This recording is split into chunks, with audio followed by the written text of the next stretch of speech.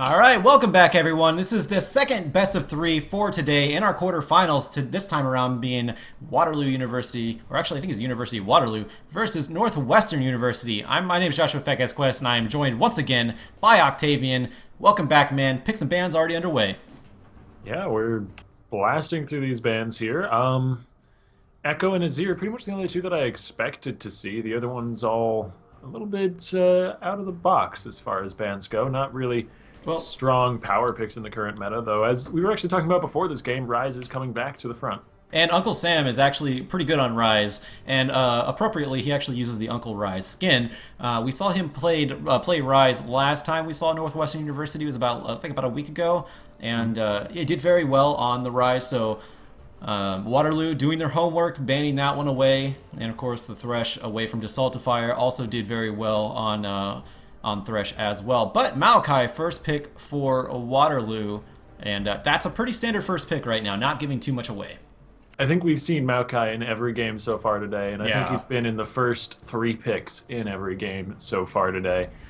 He's such an easy champ to build a team around. Elise and Trundle, both pretty solid as well. We'll have to see what the answer back here is from Waterloo.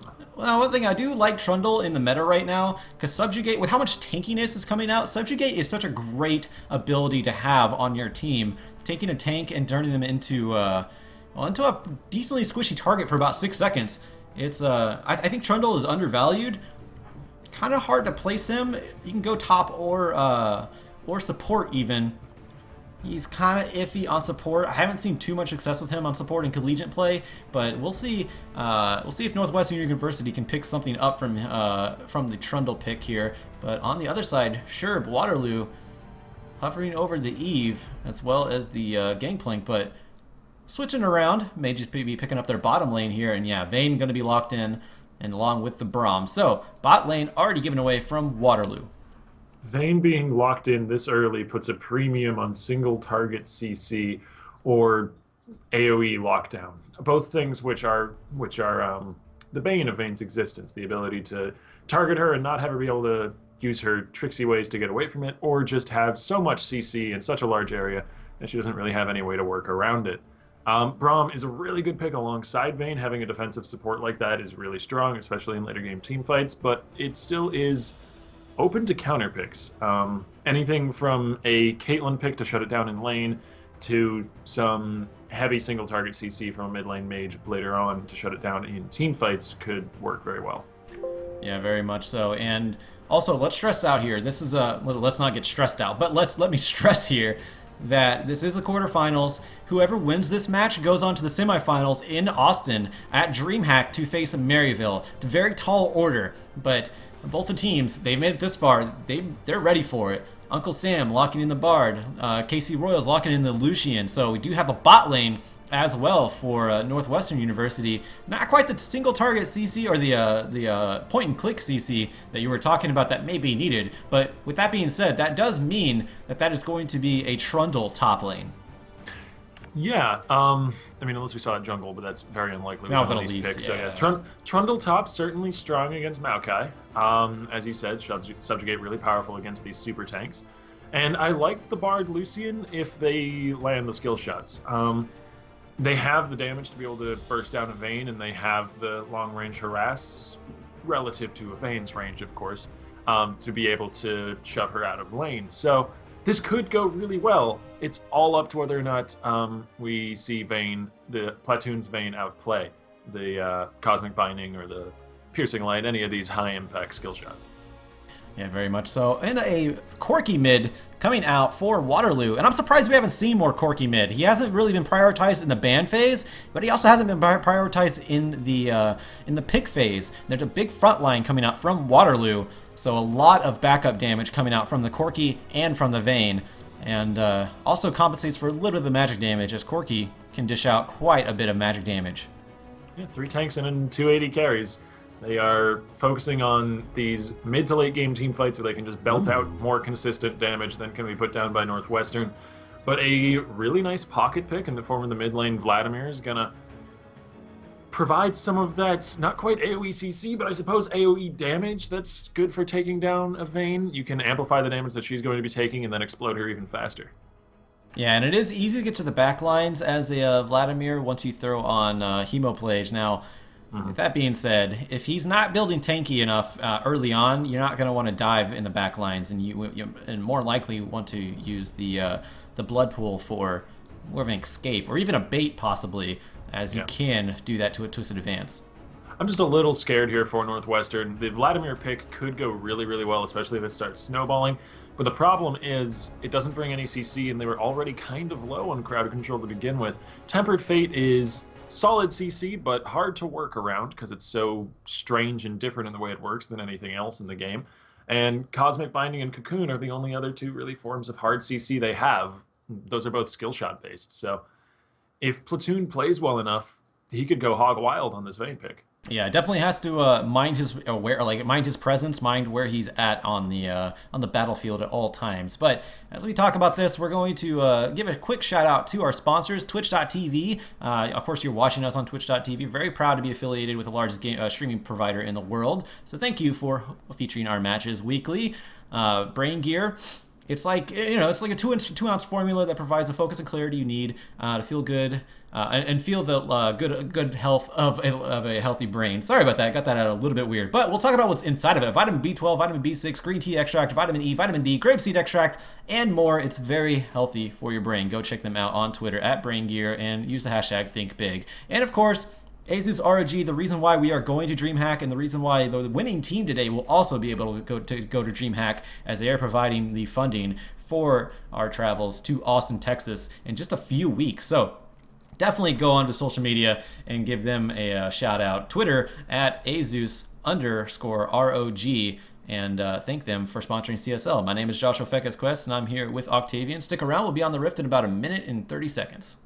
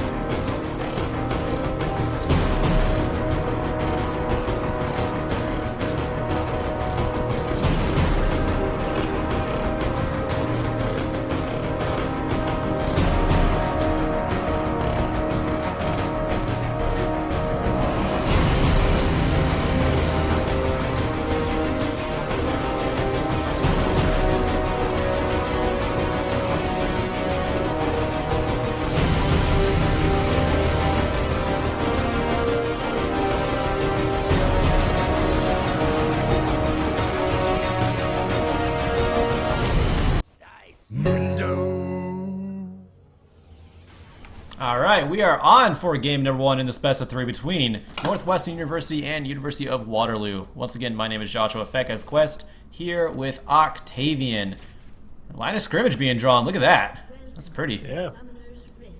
We haven't had too many invades today, only that very first one to start us off in that first game of the day earlier this afternoon. Right. And it's not too surprising to see no invades come out now. Neither team really has a great level 1. Vladimir's kind of a weak spot at level 1, and, well, there's a Braum on the other side. Could have been. The invade could have been for Waterloo, but they prefer not to chance it here. And let's talk about some of these matchups. Top lane, as usual, is not going to be all that interesting. It's Trundle versus Maokai. Maokai is kind of the dull most boring laner ever to watch. Yes. I got your back. But he's going to come out of that lane doing Maokai things, and he will be able to press W on people and press R for his team and overall provide all the utility that he does. But on the back of that utility, the comp here for Waterloo seems to be really focused around these 280 carries, belting out consistent damage during the mid-game team fights and skirmishes and carrying it home that way. Yeah, it's going to be interesting. And let's point out also that Gamer went very aggressive in the mid lane with the Ignite Corki. You have Platoon and Junhyung turning the corner here. Oh, very fun. This is what we were actually talking about this earlier, how people are disrupting. It's like a meta to disrupt junglers nowadays, specifically the support disrupting people. But this time around, it's going to be a lane swap coming out from Waterloo, and they're going to try to disrupt as much as possible. That since they sent Vayne alongside Braum there in that invade, that's going to mean that KC Royals and Desaltifier will get the lead on the push here. Junhyung is still looking for the invade. Oh yeah, this is specifically what you were talking about. So he actually throws the exhaust down, trying to get as much as possible off of Troncat lulls that he can. Okay. It goes to Grandeur, that's not great. No, that's not great at all. It does help him out, but you don't want to help out a top laner this early on. There's a flash and a knock-up coming out from Sure, but forces the flash out of Grandeur as well. So Troncat lulls, he's going to have a hard time in this jungle.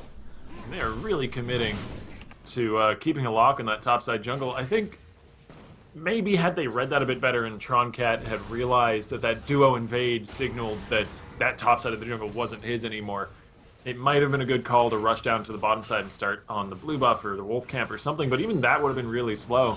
It was well played by Waterloo and not responded nearly as well from Northwestern, who of course had a Vladimir mid. It's not the best way to respond. Now, that is one of the things about Vladimir mid. He's extraordinarily weak from levels 1 to about 4 or 5 even. He definitely needs items to help him sustain in a lane, but 4 strong in the top lane for Waterloo. They're going to ignore Desaltifier, but maybe not for long. It's interesting that they sent Desaltifier up here and don't have him down bottom lane with maybe Grandeur for Troncat shoving as well. That's going to get more damage on this outer turret up here than will go down to the one on the bottom lane. For now, I mean, KC Royals, he is there by himself, so it's not too much of a threat right now, but there is a teleport coming out from Lake, which, yeah, you have to worry about that whenever you don't have any kind of CC in the top lane, and that's what Grandeur. I guess you can't actually stop him with the. I think you technically can't stop anybody from teleporting with the Pillar of Ice because it does displace them. But yeah, it is interesting. Desaltifier going to help out his top laner instead of his bot laner. But with that being said, KC Royals, I think he's going to be all right against Lake as a long range ADC. Yeah, KC Royals will be fine, but the thing is, as I said earlier, Maokai will be Maokai. Right. Unless he gets really like definitively shut down in these next few minutes, he's going to be alright. He's going to catch the farm. And Platoon is going to come out all the better for having a free lane. I mean, a Vayne with a free lane is a scarier thing than a Lucian with one. Very much true, and yeah, Platoon, he's looking to try to get himself into this game, especially into this mid-game as early as possible. But so far, KC Royal, he's actually the one winning in the CS, but that's also because he doesn't have any pressure in the bot lane. But with Saltifier in the top lane, it is deterring Platoon a little bit, but not too much. Yeah, it's also because he's just been shoving waves a little bit harder because he's in the 1v1 and he doesn't have to worry about the 2v2 engage like that right there, Cosmic Binding landing. Trundle follows up with the pillar, but there's nothing else past that. Yeah, not enough power yet. And we see. Oh yeah, go on. Troncat is just now finishing off his second buff. He's way behind Rek'Sai here, and that's the main result of all of this action. Troncat has been set very far behind. And there's also quite a bit of sustain in the top lane too. Let's go back to that real quick, because I mean the camera just seems to be focusing here. There's a lot of sustain in the top lane between the heals coming out from the Saltifier and also Grand Derp's passive. He does have quite a bit to just stay in this lane, but with that being said, the tower can be poked down very slowly every time a wave gets shoved up, so it's going to be hard. But hold on, Platoon, very nice Cosmic Binding coming out from the Saltifier, but Junhyung, he's there, save his lane partner. The difference here in the jungle pattern between Elise and Rek'Sai translated into a difference in CS between these quote-unquote top laners who have now become, I don't even know what to call it. I mean, he's a duo lane with a Bard. That's the names have become irrelevant at this point, but might as well just happen naturally. Yeah, quality of life improvement. Yeah, pretty much. Now I don't have to press Control 3 or 4, whichever one. I have a hotkey to like one button. You can tell I'm not a master BMer. I am, but and I think that's actually there's exclusive maybe to the Vladimir skin that he's using, because it is an ultimate skin. I think it's one of the more expensive ones. I know that. Actually, I think he does that automatically whenever you single pool. Does he now? They've added that to a lot of different abilities. Yeah. They have it on Annie's passive. They have it when Singed flips someone now. Yeah, which is great because I spammed it anyway, so it might as well just happen naturally. Yeah, quality of life improvement. Yeah, pretty much. Now I don't have to press Control 3 or 4, whichever one. I have a hotkey to like one button. You can tell I'm not a master BMer. I am, but and I think that's actually there's exclusive maybe to the Vladimir skin that he's using, because it is an ultimate skin. I think it's one of the more expensive ones. I know that, but irrelevant in the long run, BM or no BM. Uncle Sam, he's doing a good job of just staying alive in this mid lane, and that's kind of what you have to do. You don't want the Corki to go off a rail here, because he will just tear up a game. He does so much burst damage, especially once you get a Triforce behind his power. So Uncle Sam just trying to farm up as much as possible. And I've hit on it once or twice already, but you can see again how Troncat has fallen pretty, almost disastrously far behind Sherb here, who's a level up and has managed to lay down 2 ganks and is now able to give his second blue buff over to Corki here. In addition to that, I mean, he's got the level and he's got the pressure down on this bottom side. It gives Lake an advantage, and this is just scaling forwards. Grand Derp has done a good job of pulling back into this 1v1 though. So, speaking of Grand Derp, he's actually switched lanes. Hold on, single pull used by Uncle Sam. Rockets are going to pelt away at Uncle Sam. One big one would do it. He actually uses Flash to get away from Gamer, so that is going to be a flash down for Vladimir. But yeah, speaking of Grand Derp, we have a lane swap in the other direction now. Casey Royal decided to go to the top lane, and with that being said, he cannot defend that turret. It goes down. Waterloo, first turret of the game going down. Nice condemn onto Saltifier into the wall, and Sherb up there to knock him up and secure the first blood for Waterloo. And the way Saltifier was moving there, it looked like he wanted to make the gank happen, but he was a little bit indecisive, and he waited too long. The tower went down, and then Platoon was able to turn it back around with a condemn. He had to either go right when he turned the corner out of the tri-brush or not go at all. So first blood and first Rift Herald and first turret going over to Waterloo. An early start, early power spike for them. See who they give this over to. Typically you give it over to the jungler if you don't have a very, I guess, AD carry eccentric team.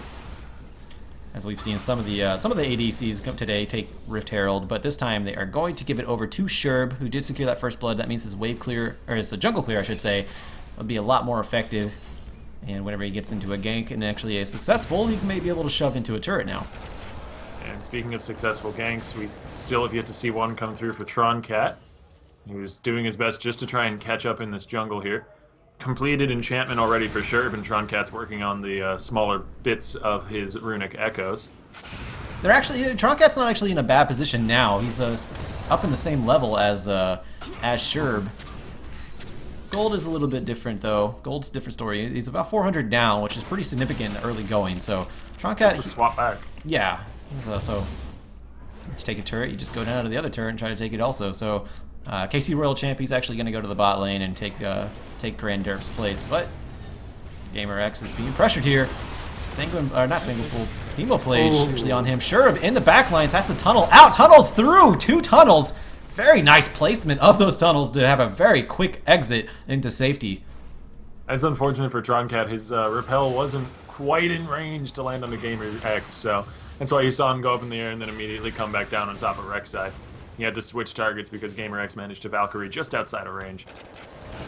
Wow, huge burst. Huge amount of damage. He has Valkyrie up. He's going to go in for it. Ignite is on to GamerX, but he picks up the kill anyways. Sherb going in there, trying to get an assist. Did not work out. Very nice pickup by GamerX. That Woda rush is not doing him any favors when he gets bursted that hard. And with the Rift Herald buff, they may be able to actually take down the outer turret in mid lane here. Yeah, Truncat Lols, he doesn't have much wave clear against these Rift Herald empowered minions, so he's going to hit up Sherb a little bit here. GamerX taking a turret shot for the effort, but yeah, first mid turret going down. But here comes the teleport in the backline. Junhyung, he is caught up, but the Saltifier, he's still going to go down. Lake is there. Grand Derp teleported as well, but it may be a death sentence for him. And Thresh is not even on this. Platoon, he gets taken down quite a bit. He'll use, but the double tap from KC Royals in the backline going to take him down as well. Sherb, tower diving. There comes the call. That was a little bit of an interesting play there, but KC Royals, he ended up getting 1 kill for that as they trade for a trade. Grand Derp for Platoon in the end. That was a little silly looking there at the end with Sherb coming around to the tower. He anticipated having an AD carry. He didn't think Platoon would be bursted out that quickly. I think Platoon tumbled forward a little too close and took a tower shot there, or maybe just took too much Lucian damage. One way or the other, he did go a little bit too aggressive, and that put the nix to Sherb's plans of continuing the fight with the tower dive, so he just kind of tunneled his way past. Oh, can Sherb steal this one? He does not. Actually, very late on that tunnel. Now he has to use his flash to get back over the wall. So first dragon of the game goes over to Northwestern University after that little skirmish in the bot lane that did net KC Royal a kill, and the first kill for Northwestern. Yeah, it's good to see where the kill went as well. KC Royal is 1-0. That's who they want the money going to. He's going to be their tank shredder, and they have a lot of tanks to shred through. So it's good to see the Lucian picking up a little bit of gold. It's bad for them to see this Vayne picking up 3 assists worth of gold this early on, but at least none of the kills went to her.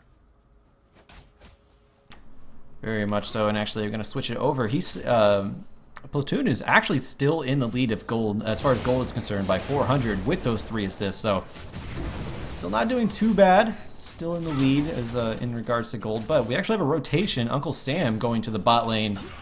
He does have quite a bit of wave clear, considering his Ties of Blood and his Q can wave clear decently well underneath the turret. So, not too bad of a decision. The Saltifier, he's just kind of he's supporting various champions this whole game. So.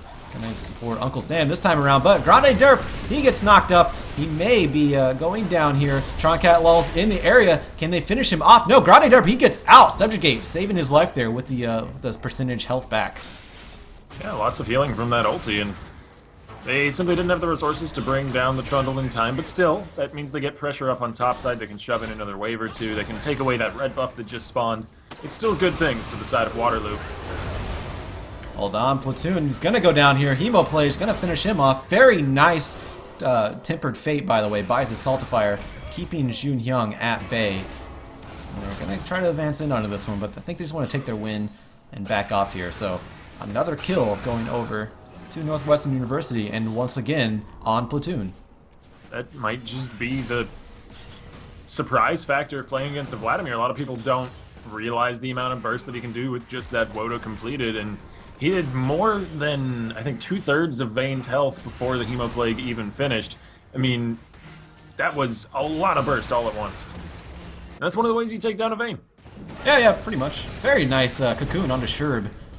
But yeah, one of the things about Vladimir is that when you get Sanguine Pool underneath someone like a Vayne, your tumble isn't large enough to get out of the Sanguine Pool, and you're constantly slowed as well. And Sanguine Pool also does percent health damage, I believe. So there's quite a bit of damage being piled on and amplified by his Hemoplague. So Uncle Sam, yeah, with Ignite, he does a lot of damage early on. Woda, and now he has a needlessly large rod. He's going to be dealing out a huge amount of damage just by himself. If he can land a 5-man Hemoplague, it's going to be pretty devastating to Waterloo. Yeah, it's just going to be a matter of whether or not he can get that on the right person later on, though, because as I said during Champions Select, there's not a whole lot of hard CC for the side of Northwestern. It's going to be really difficult for them to engage fights unless they get a good Cosmic Binding or a good Cocoon, both of which, of course, can be dodged, being skill shots. They don't have any reliable, unfailable, targetable CC to leap into the backline with and support that Vladimir's damage with. Yeah, it's definitely going to depend on positioning from each team here. Speaking of positioning, Platoon, he's been on the front lines a little bit too much, I believe. Even with the tumble, he kind of gets up there. He has a static shiv, and that's actually something I've seen lately too. Static shiv rush from ADCs every now and then. Built the static shiv first, and then followed it up with the BF sword, which I think is I guess that's a build you take whenever you're not doing as well, because I see it whenever teams are kind of falling behind for the ADC. But Tempered Fate gonna lock up Platoon during that tumble, but a very nice zone coming out from Jun Hyung. Teleport coming in from Grande Derp. He is down there. But Sherp and Gamer also making their way down there. It's a 5v5 almost in the bot lane. Uncle Sam is yet to make himself present, but he is roaming through. And right now it's just a standoff to guard this bot lane outer turret. A lot sacrificed for this.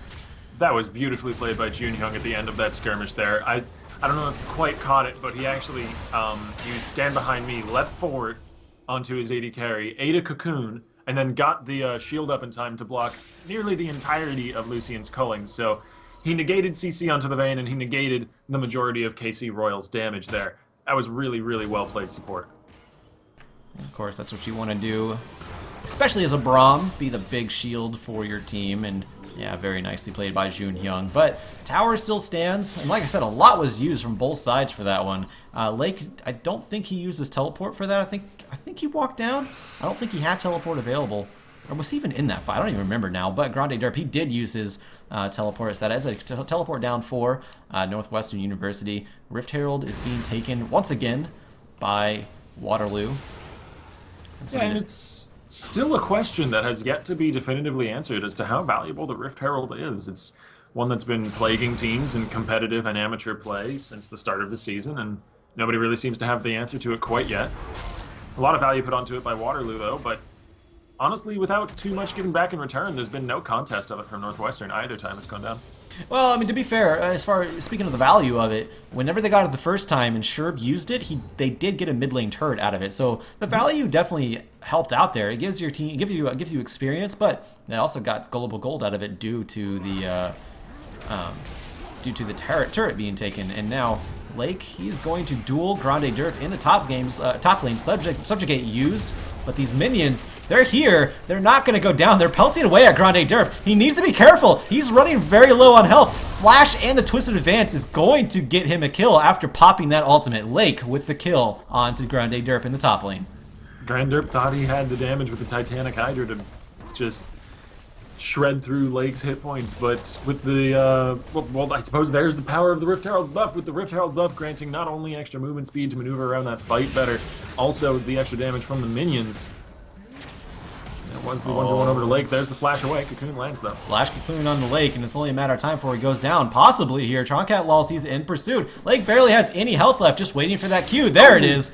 And finally gets the kill. But that's actually a shutdown. He had 3 kills in that. To his name, so very impressive by Lake, but Troncat Lol's finally catching him out. Meanwhile, Platoon able to take down the bot lane turret, so it's actually 4 turrets to 1 right now in favor of Waterloo. They are taking control of the objective game here, and we've seen how prevalent that is as these teams get better and better. Objectives just far more important than kills. Something I would like to note here. Oh, actually, I may have to get back in a second. We have an engage from Platoon. Okay, so he used Tempered Fate to keep that turret from going down, but all that did was allow Waterloo to dive. Very. What's that? You don't have a turret anymore? Yeah, exactly. Yeah, very miscalculated play by Saltifier. I did want to kill you.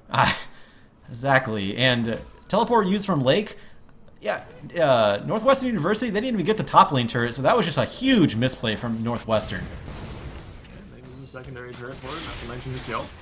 And what I was going to take note of there before we got interrupted by that play was the Ionian boots with distortion enchantment on them already built here from Lake, which means that teleport cooldown is going to be massively reduced. I don't know if it's additive or multiplicative, but either way, he's getting a 10% reduction and a 15% reduction from those.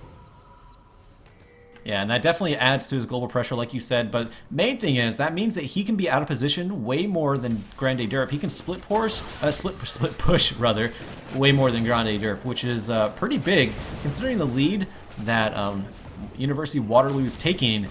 That means they can afford to do a split push if they want to. Now, with that being said, there's really not too much more to split push. They've taken both outer lane, the inner turrets and the outer lanes. So the most they can split push right now is the inhibitor turrets, but I think Lake would be glad to do that if he can distract Northwestern University for Waterloo to possibly pick up an early Baron. Yeah, and I was worried about ways to shut down this Vayne, but maybe that's not the big issue here for Northwestern in this game, because they've got a 2-item Corki to deal with here, only 20 minutes into the game already, and Maokai, who's become an unstoppable force in top. Yeah, 2-item Corki, and like I mentioned, if you don't shut him down, he's going to scale up so hard in the mid-game. He does have the Triforce now, along with an Infinity Edge, that being his second item. Decided not to even finish Boots yet. He only has Boots Tier 1. But you don't really need Boots on a Corki immediately, considering you have Valkyrie and you have the package to work with as well. Troncat Lols, he's going to try to find a pick here onto GamerX, but he has Valkyrie. You're not going to land it onto him. There's Repel, and that means Repel is down, actually. And that's pretty huge. Lake, he is split pushing without the teleport up right now. Gamer's landing a ton of damage. He brought this down to half by himself. Uncle Sam now down to half as well. And his Sangu pulls down for about 13 seconds. Yeah, this blue buff Corki is doing a lot of work here. Sure, looks for a catch. Man, they are poking them down. One auto attack, a rocket and auto attack is doing so much work right now for University of Waterloo. And now the inner mid lane turret, it's exposed, and they're just going to walk on over and take it. And now Lake has joined them as well. The pressure from this Corki has proven a little bit too much for Northwestern to handle.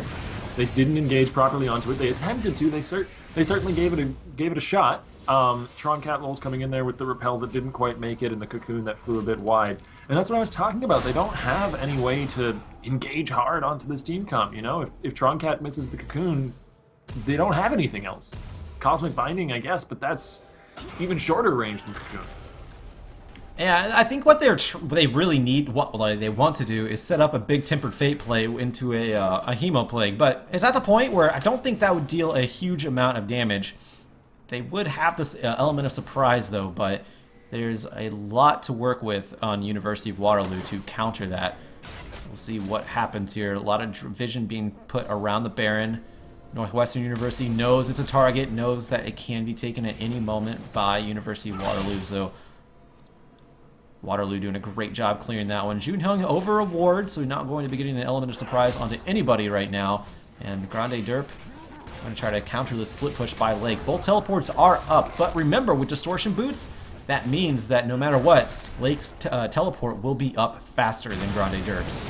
Yeah, not only that, but it's also enhanced. When he teleports in, he gets a movement speed buff after landing. That's not the Distortion Boots, though. That's the... it is the Distortion Boots. Sorry, yes, the Ionian Boots. There's two sources of buffs there. The Ionian Boots are lowering the cooldown of teleport, which is one of the new things they do with Season 6, and the Distortion is increasing the movement speed after landing teleport. As the duel continues on the bottom side of the map to basically no avail. Yeah, it's Grande Derp, he's still getting tankier. He has a Spectral Cowl as well as the Titanic Hydra. So not going to be taking as much damage from Maokai now. The Meowkai, I do love that skin. Lake is, he's just going to split push, more of a leisurely pace now. Because again, that's all he can do is split push into an inhibitor turret. As Northwestern University, they're not letting themselves get picked. To their credit, they are not picking a team fight. They're not getting picked either, and they're doing a great job. Oh, well, I was saying a great job, but now Uncle Sam has to use a single pull. Actually the spell vamp from his Voda actually saved him there. I don't think he would have died anyways, but huge amount of damage going on to Uncle Sam. He's quite squishy. That's going to be Dragon going down with that pressure gain from sending Uncle Sam back home. And I don't want to give too much of the credit over to those Rift Herald buffs, but you know, I posed the question earlier how valuable those Rift Heralds were, and it looked like each time they took it, it translated into a turret. And so potentially that would be 2 turrets less they would have here, a lot of global gold less, a lot of pressure less. So maybe getting those early Rift Heralds was a pretty big deal for Waterloo. I don't know. I definitely think Rift Herald is an extremely important buff right now, considering if you're so objective oriented. Oops, sorry about that. Camera got a little out of the way. If you're so objective oriented and you want to take the turrets instead of getting kills, that's what Rift Herald's for. Gank a lane. That's why I also give it to a jungler. You gank a lane, you do a flash clear, gank a lane, and now if you get that gank successfully, you now have empowered minions to shove a turret. It's extremely powerful if used properly. And yeah, University of Waterloo, they did a great job with it so far. It's advantages on top of advantages. If you can take that first step, if you can get the gank, like you said, then you can take so many more and bring down very important turrets. As Sherb is looking to give another blue buff over to GamerZ, who more than deserves it, has been doing a lot of work with those whenever he's got them.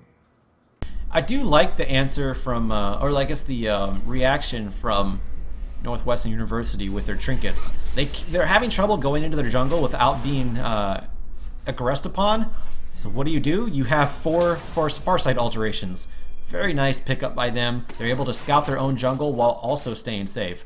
And that's definitely the most important thing, is keeping them from being caught out at all in this game, and that's why the kill count is so low. And it's a little bit of a opportunity cost there picking those up, though, because it does mean that they have less ability to clear out enemy vision in their jungle, which is proliferating at a worryingly rapid rate for them. Lots of wards going down, and the majority of them are blue right now. They do have 2 pink wards in their arsenal along with an Oracle Sweeper, so whenever they do go out there, they can do something, but yeah, you're definitely right.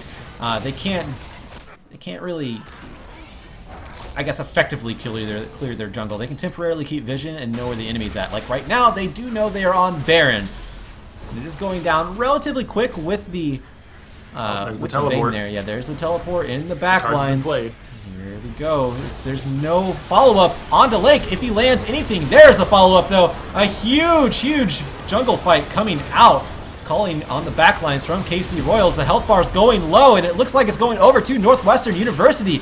Big hemo play coming out from Uncle Sam. Netted a huge amount of damage, and it's 2 for 1 right now in favor of Northwestern. Yeah, I'm surprised that Waterloo went for the fight off of that teleport.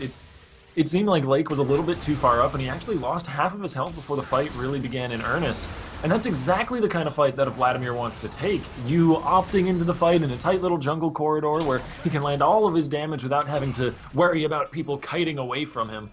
And Uncle Sam came up huge there. I mean, he didn't pick up every single kill, but the amount of damage amplification he provided with Hemoplague was too much for Waterloo to handle.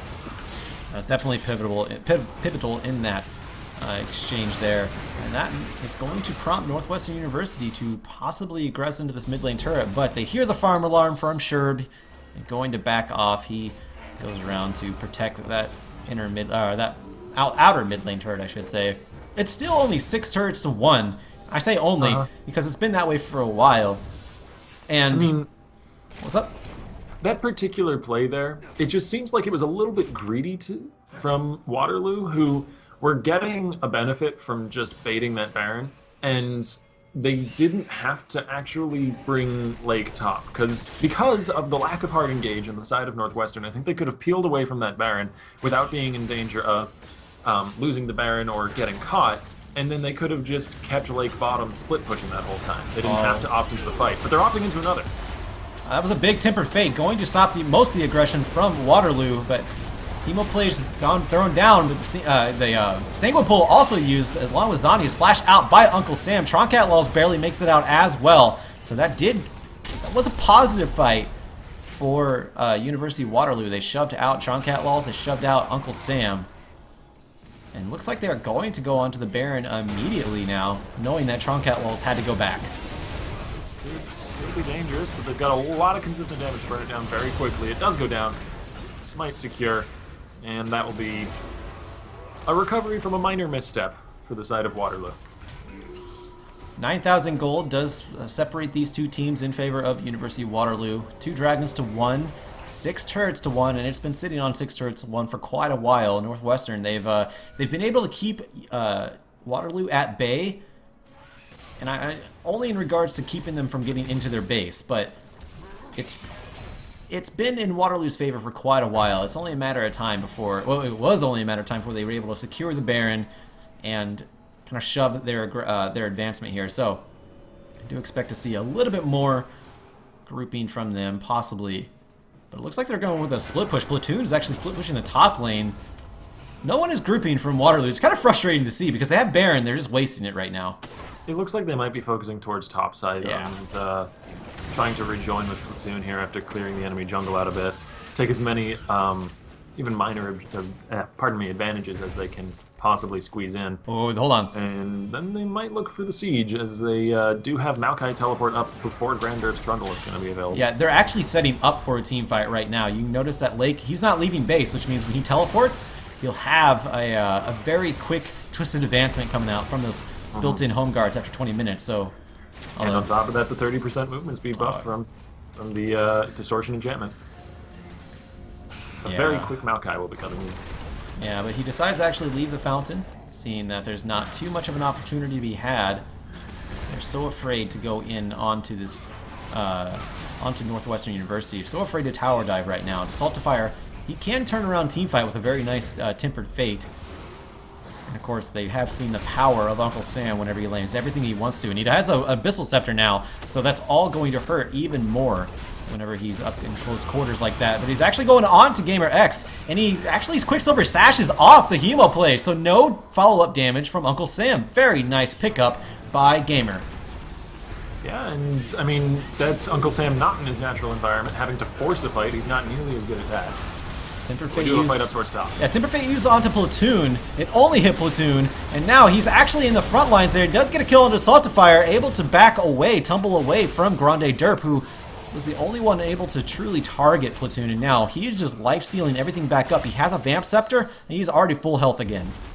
And we're at the point in the game where the Vayne begins to matter more, as much if not more than this Corki, who carried through the mid game so that the Vayne can take the baton towards the late game and become a tank-killing monstrosity that they don't really have the resources to lock down. And now both mid lane and top lane inhibitor turrets do go down along with their respective inhibitors. So this is a huge amount of power coming into the face of Waterloo as they take out Uncle Sam. Troncat Laws just barely makes it out, able to use that repel to get out of Death's way. But Nexus turrets, they're exposed. 2 inhibitors down in favor of Waterloo. They don't want to get too greedy here, but the advantage is definitely in their favor. 5 strong against 4 underneath the Nexus turrets right now. Nice Cosmic Binding, going to lock down Jun Young and Platoon, but nothing to follow it up from Northwestern University. Yeah, this is the safer play, backing off.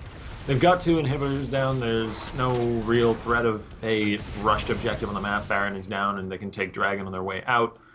So they've got the map safely in their hands. They've got 2 inhibitors for free pressure. They don't really have to push for the victory just yet. It's pretty much assured sometime in the next 5 to 10. Probably less. Yeah, more than likely. 3rd Dragon is going to go over them just to get that extra little bit of movement speed, which will help Lake, although he just uses teleport, so it's not going to contribute to any surprise teleport ganks from Lake. Or surprise teleport to his advances, I should say. I think ganking time is over. It's just outright in your face. I'm going to come at you.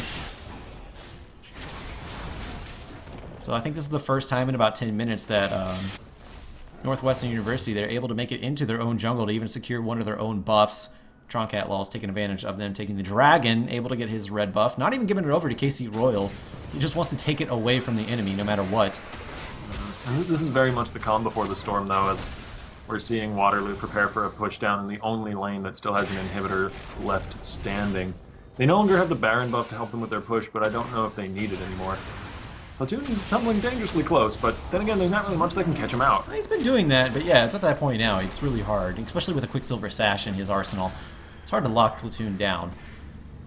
But I do want to remind everyone, this is a best of 3. Hold on, Gamer X, he's actually going over! And he gets a kill onto the Saltifier. That is a big anti-initiation off the map for Northwestern University. No Tempered Fate going to be coming out for 35 seconds. That could very well be game right there. They've got a minion wave to work with now, and that turret will be shredded to bits, but here's the Vladimir engage.